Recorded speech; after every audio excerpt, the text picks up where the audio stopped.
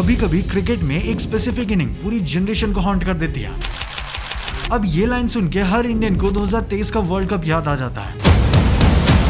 आज वो Indian team के ट्रॉफी ड्रॉट का लास्ट टूर्नामेंट था, जो कि एक्चुअली इंडिया में ही हो रहा था। एंड उस टूर्नामेंट में इंडिया सब मैचेस जीता, ग्रुप स्टेजेस से लेकर नॉकआउट तक।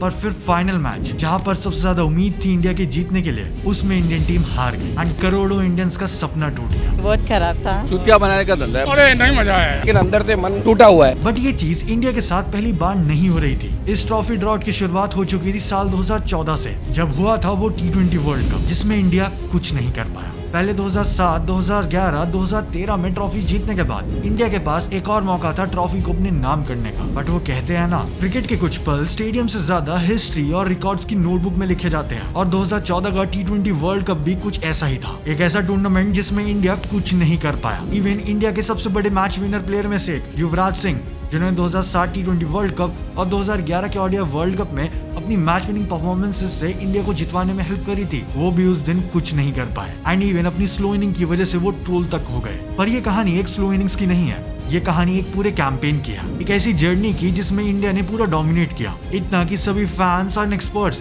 यही कह रहे थे कि ट्रॉफी इस बार इंडिया फिर से ले जाएगा। और इसी कॉन्फिडेंस के बीच एक ऐसी कहानी लिखी जा रही थी जिसने सभी फैंस और प्लेयर्स के मन में बस एक ही सवाल छोड़ दिया, आखिर क्या हुआ था। और फिर शुरुआत हो गई थी इंडिया के 10 साल लंबे ट्रॉफी ड्रॉट की, जिसको ऑल दो इंडियन टीम ने 2024 में T20 वर्ल्ड कप जीत के खत्म तो कर दिया था, लेकिन शुरुआत एक ऐसी तरीके से हुई थी जिसको भूलना मुश्किल है। आज की वीडियो एक ऐसी केस स्टडी है जिसमें हम माइंडसेट की, मोमेंटम की और मिस मोमेंट्स की सब की बात करेंगे। एक ऐसी स्टोरी जो शुरू तो होती है ढाका के पिच से, लेकिन इसने इंडियन टीम के माइंडसेट को इस तरीके से खराब कर दिया। तो चलिए बात करते हैं इंडिया के 2014 T20 वर्ल्ड कप के कैंपेन की। वो बिल्डअप, वो डोमिनेटिंग ग्रुप स्टेज, वो सेमीफाइनल सिनेमा और फिर वो रात जिसने सब कुछ बदल दिया।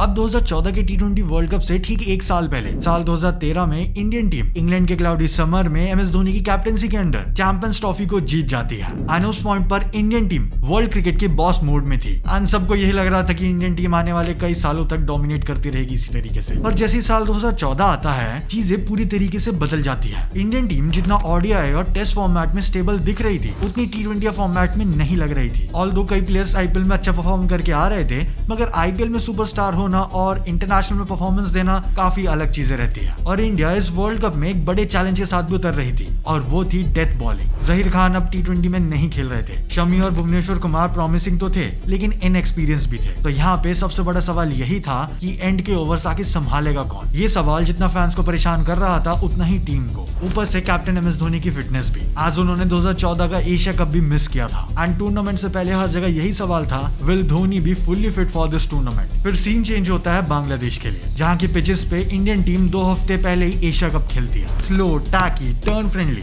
एक तरह से इंडिया के स्पिनर्स अश्विन और जडेजा के लिए ये पिचेस ब्लेसिंग थी। बट फिर भी इंडियन टीम टूर्नामेंट में लेके जाती है एक wild card spinner Amit Mishra को। इसके अलावा स्क्वाड सिलेक्शन के टाइम पर भी काफी डिबेट हुई थी। आज युवराज सिंह स्क्वाड का पार्ट थे, जो कि उस टाइम पर सॉलिड फॉर्म में नहीं थे, लेकिन फिर भी उन्हें टीम में इंक्लूड किया गया। सुरेश रैना शॉर्ट बॉल से काफी स्ट्रगल कर रहे थे, बट ही वाज सपोर्टेड क्योंकि एशियन ट्रैक्स उनके लिए परफेक्ट थे। अमित मिश्रा के सिलेक्शन के लिए भी लोग काफी ज्यादा कंसर्न थे। और पेस अटैक डेफिनेटली टैलेंट में काफी हाई था, बट एक्सपीरियंस में उतना ही लो। ऑल्दो ये टीम पेपर पे काफी स्ट्रॉन्ग लग रही थी, बट उतनी फ्लॉलेस नहीं थी।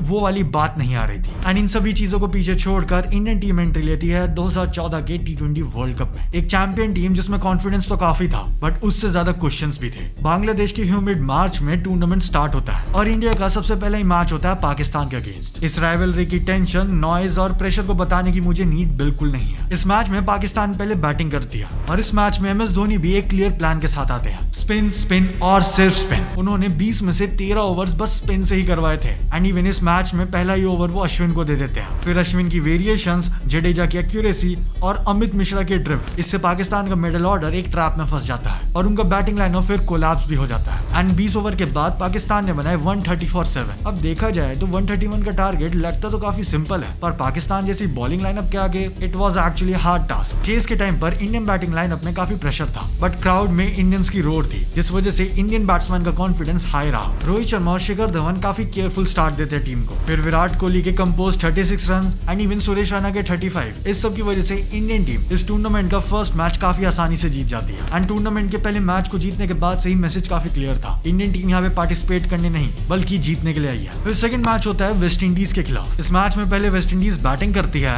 एंड एक बार फिर से MS धोनी पिछले मैच वाला ही प्लान इसमें एग्जीक्यूट करते हैं, स्पिन स्पिन और सिर्फ स्पिन। इस मैच में टोटल 14 ओवर स्पिन के हुए थे और वेस्ट इंडीज की टीम का हाल भी पाकिस्तान के जैसा हुआ, कोलैप्स। एंड 20 ओवर के एंड में वेस्ट इंडीज केवल 129 बना पाती है। अब 130 रन के टारगेट को चेस करना उतना आसान नहीं था, एज इंडियन टीम पहले ही ओवर में शिखर धवन का विकेट खो देती है। लेकिन फिर रोहित शर्मा और विराट कोहली एक अमेजिंग पार्टनरशिप बनाते हैं और इंडिया को विक्ट्री की तरफ लीड करते हैं एंड इंडियन टीम इस मैच को भी जीत जाती है। अब तक हुए इन दोनों ही मैचेस में मैन ऑफ द मैच का अवार्ड मिला था अमित मिश्रा को। एंड इतनी बात क्लियर हो चुकी थी कि MS धोनी का ये गैम्बल अमित मिश्रा को खिलाने का काफी सक्सेसफुल होता हुआ दिख रहा है। फिर नेक्स्ट मैच होता है होस्ट नेशन के अगेंस्ट, यानी कि बांग्लादेश के खिलाफ। ऑल्दो क्राउड में बांग्लादेश को काफी ज्यादा सपोर्ट मिल रहा था, लेकिन इंडियन टीम की परफॉर्मेंस काफी थी बताने को कि हम यहाँ जीतने के लिए आए हैं। इस मैच में भी एक बार फिर से 14 ओवर स्पिन के करवाए जाते हैं, जिस वजह से बांग्लादेश की टीम 20 ओवर में केवल 138 रन ही बना पाती है। इंडियन टीम इस टारगेट को 18.3 ओवर में ही चेस कर लेती है, जहाँ पे विराट कोहली और रोहित शर्मा दोनों ही 50 मारते हैं एंड साथ में MS धोनी के क्विक 22 इन 12 बॉल्स भी। फिर नेक्स्ट मैच होता है ऑस्ट्रेलिया से। Yes, a tough team. Unlike the other matches जहाँ पे इंडिया पहले बॉलिंग कर रही थी, इस मैच में इंडियन टीम पहले बैटिंग करती है और 20 ओवर के एंड में बना देती है 159 रन। एंड युवराज सिंह, जो कि पिछले कई मैचेस से फॉर्म में नहीं थे, इस मैच में बना देते हैं 60 रन। अब सबको लग रहा था कि ऑस्ट्रेलिया जैसी टीम है तो शायद इंडिया हार सकती है, लेकिन फिर वो हुआ जो किसी ने भी एक्सपेक्ट नहीं किया था। इंडियन टीम अपनी बॉलिंग से ऐसा जादू करते हैं, ये ऑस्ट्रेलिया की टीम जस्ट 86 पे ऑल आउट हो जाती है। Yes, you heard it right. खास करके अश्विन, जिन्होंने अपने 3.2 ओवर्स के स्पेल में 11 रन देकर 4 विकेट ले लिए थे। वहीं अमित मिश्रा ने भी 2 विकेट लिए थे एंड भुवनेश्वर कुमार ने भी अपने 3 ओवर के स्पेल में 7 रन दे के 1 विकेट लिया था। मेरे हिसाब से तो ऐसा कोई मूवमेंट नहीं आया था जब ऑस्ट्रेलिया इस तरीके से हार गई हो। I mean yes, it was really a big moment और वो भी उस टाइम के हिसाब से it was a big achievement. अब ग्रुप स्टेज के एंड में as always Indian team top कर दिया और एक भी मैच नहीं हारती। एंड फाइनली अब आ जाते हैं नॉकआउट्स। सेमीफाइनल में इंडिया का मुकाबला था साउथ अफ्रीका से एंड ये कोई इजी मुकाबला नहीं होने वाला था। और मैं ऐसा क्यों कह रहा हूँ, एक बार आप उनकी बैटिंग लाइनअप देखो। ओपनिंग में डी कॉक और आमला, फिर फाफ डु प्लेसी, फिर AB de Villiers, JP Duminy, David Miller, एक पूरा लाइनअप जो कि 20 ओवर तक टिक के रन्स बना सकता है एंड उसकी डेप्थ खत्म नहीं होने वाली। एंड यही नहीं, बॉलिंग तो इससे भी ज्यादा खतरनाक थी। आज सामने रहे सबसे बड़े थ्रेट डेल स्टेन, साथ में स्पिन मैजिशियन इमरान ताहिर भी। इतने खतरनाक लाइनअप के बाद इतना क्लियर था कि ये मैच आसान नहीं रहने वाला। सेमीफाइनल मैच शुरू होता है और इंडिया की तरफ से भुवी ने फर्स्ट ओवर में डी कॉक को आउट कर दिया। फिर पावर प्ले खत्म होने से पहले ही हाशिम आमला भी आउट हो जाते हैं, लेकिन फिर फाफ डु प्लेसी मार देते एक master class 50 and even JP Duminy भी 45 रन की एक अच्छी इनिंग्स खेल देते हैं। और फिर डेविड मिलर मार देते हैं quick 23 run in just 12 balls. और इसी के साथ 20 ओवर के बाद साउथ अफ्रीका बना देती है 172 run.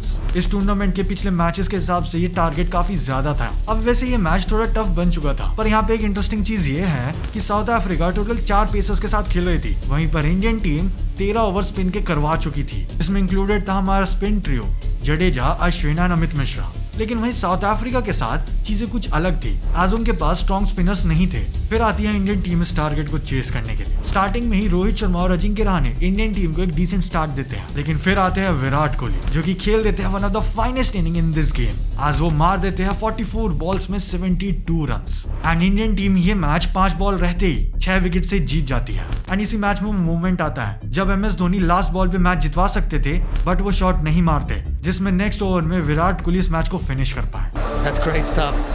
You won the game for us. You finish it. अब इस पॉइंट तक ये क्लियर हो चुका था कि इंडियन टीम इस ट्रॉफी को जीतने वाली है। आज इतने खतरनाक परफॉर्मेंस के बाद कोई मना ही नहीं कर सकता था। पहले ग्रुप स्टेज में डोमिनेट किया और फिर सेमीफाइनल में इतनी अच्छी जीत and it was pretty clear कि इंडिया ही इस टूर्नामेंट को जीतने वाली है।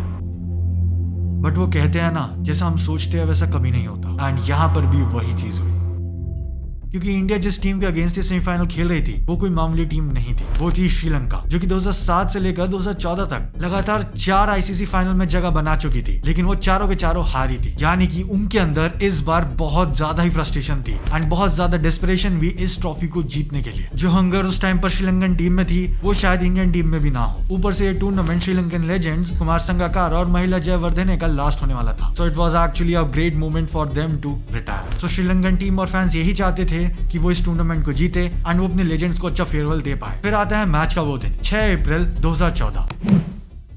टॉस जीतकर श्रीलंकन टीम बॉलिंग का डिसाइड करती है। एज वो पिच काफी स्लो थी, सरफेस काफी टैकी था, so it was very hard to bat there and इसी चैलेंज के साथ इंडियन टीम आती है बैटिंग करने और इनिंग्स के दूसरे ही ओवर में अजिंक्य रहाणे का विकेट हम खो देते हैं एंड फिर 11th ओवर में रोहित शर्मा का विकेट भी चला जाता है एंड उस टाइम पर इंडियन टीम का स्कोर सिर्फ 64 for 2 था, वो भी 11वें ओवर में। Can you believe this? लेकिन फिर आती है विराट कोहली की तरफ से एक और master class inning, 77 runs in just 58 balls और वो भी इतने हाई इंटेंस प्रेशर वाले मैच में।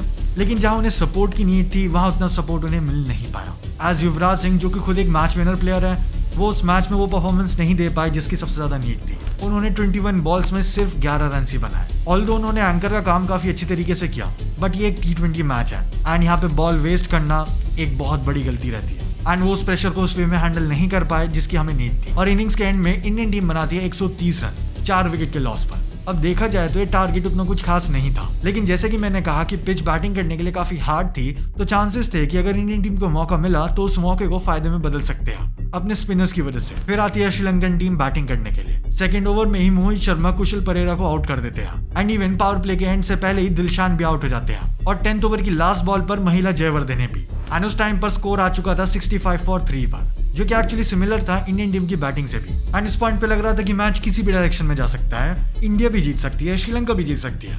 लेकिन फिर आते हैं बैटिंग करने कुमार संगकारा, जो कि खेल देते हैं एक मैच विनिंग नॉक 52 रन की और साथ में उन्हें साथ मिलता है तिशारा परेरा का और ये दोनों मिलकर जिता देते हैं श्रीलंका को उनका maiden T20 world cup title.